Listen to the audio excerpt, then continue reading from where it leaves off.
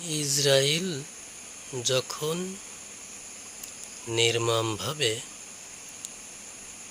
ফিলিস্তিনের নিরীহ মানুষ, মুসলমান মানুষকে হত্যা করছে, তার পাশে গিয়ে ইরান দাঁড়ালো। আর এখন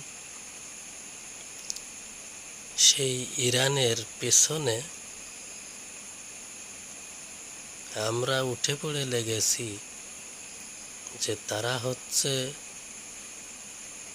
শিয়া মুসলিম, তাদের আকীদা ঠিক নাই। আবার কিছু কিছু আলেম তাদেরকে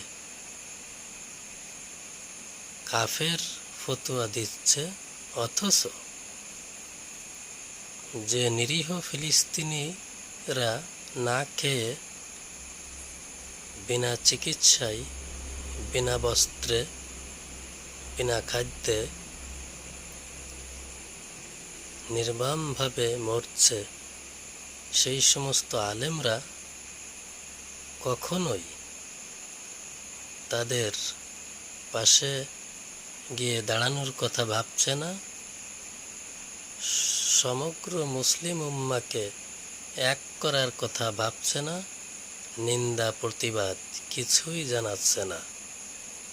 তারা এখন উঠে পড়ে লেগেছে ইরানের বিপক্ষে, যে ইরানের মুসলমান কোনো মুসলমান না, তাদের আকীদা ঠিক নেই, তারা শিয়া মুসলিম। ভাই, কোরআনে তো কোথাও শিয়া, সুন্নি, সালাফি, মাঝহাবি এই জিনিসটা তো পেলাম না।